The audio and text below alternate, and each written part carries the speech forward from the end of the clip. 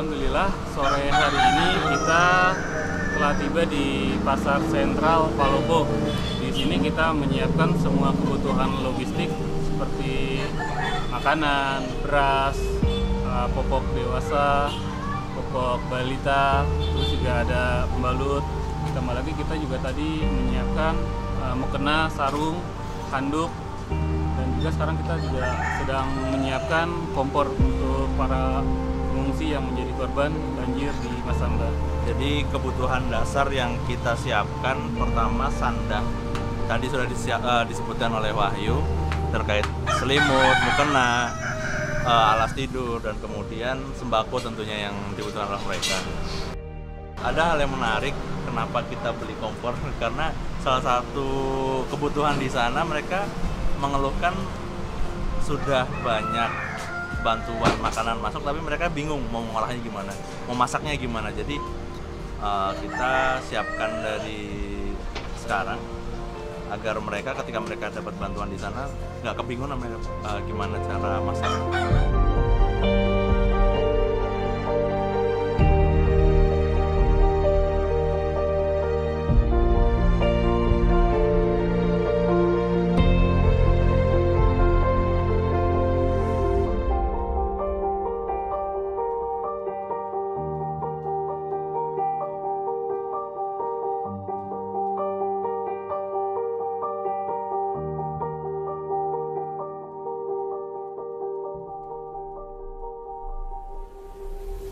Pada saat kejadian banjir bandang di Kota Masamba,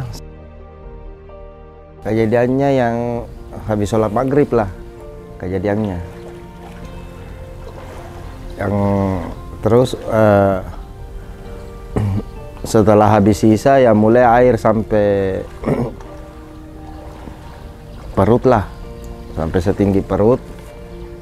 Lama-lama sekitar jam 9 setengah 10, 9.30, airnya sudah kencang begitu, jadi orang sudah berlarian apa.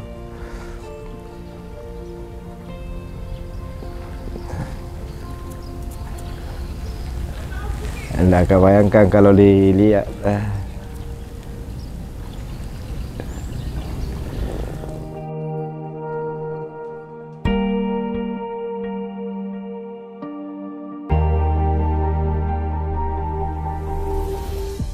Semua kios-kios di sini tutup dan tidak bisa difungsikan kembali karena dampak dari banjir itu menyisakan lumpur yang cukup dalam dan juga banyak sekali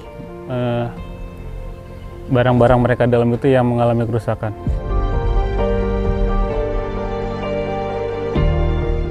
Bisa dilihat lumpurnya aja di sini sudah cukup dalam sekali. Kalau saya sebenarnya di posisi sini Pak, ini kan Pasar Lama Masamba, Jalan Salawati Daud. Namanya ini jalanan ini. Kalau saya sini sudah 4 kali dihantam. Tapi tidak pernah sebesar ini, maksudnya hancur begini. Ya, kalau yang hari ketiganya itu sampai dada lah. Iya, waktu hari ketiga, keempat ini sudah. Kalau daerah-daerah memang tidak pernah, paling dia alami cuma 2 kali, yang ketiga dengan keempat. Kalau saya sudah keempat kali masuk air terus dalam rumah. Karena kita kan di sini posisi ini kan tumpukan ini, di sebelahnya tumpukan itu sudah sungai.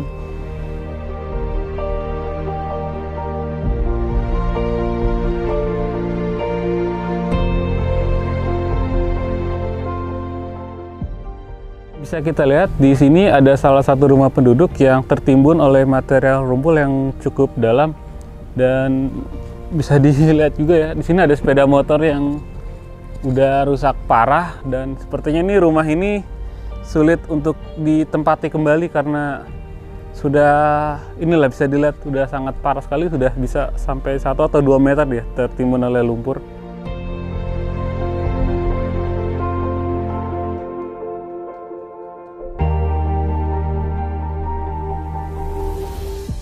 Ada 3 orang yang hanyut. Mereka minta pertolongan tapi kita tidak bisa berbuat apa-apa. Air deras, kemudian gelap gulita. Ya hanya dengar teriakannya, kami sentir juga kepalanya yang kelihatan. Ada juga anak kecil yang ini, itu yang membuat juga saya sedikit agak tidak bisa tidur selama 1 hari semalam. Karena terbebani dengan itu ya, kita tidak bisa berbuat apa-apa.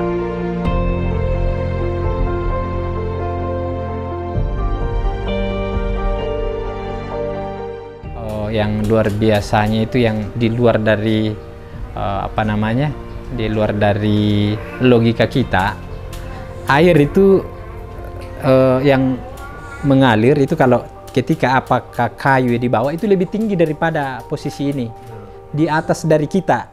Nah, jadi dia naik begini kayak berombak itu tinggi menggunung, iya naik. Masya Allah, saya sendiri juga ya Allah ya Rabbi. Makanya saya tidak bisa berkata-kata selain berzikir.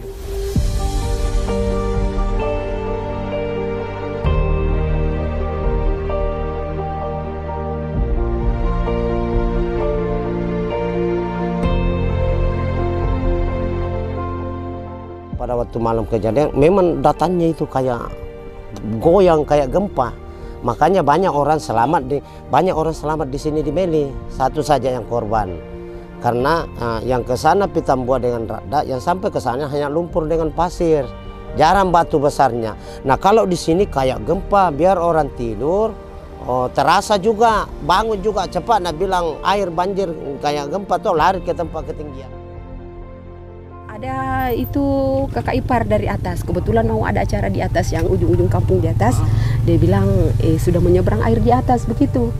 Iya, jadi saya lari lagi kembali itu, masuk ke rumah sempat ambil berkas. Hanya itu berkas ambil.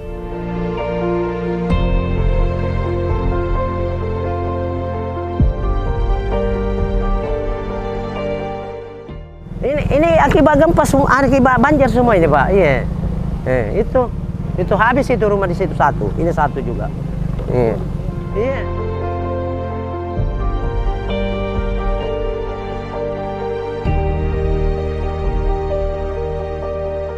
Semoga ada yang bisa membantulah untuk bagaimana caranya bisa diberikan tempat tinggal begitu.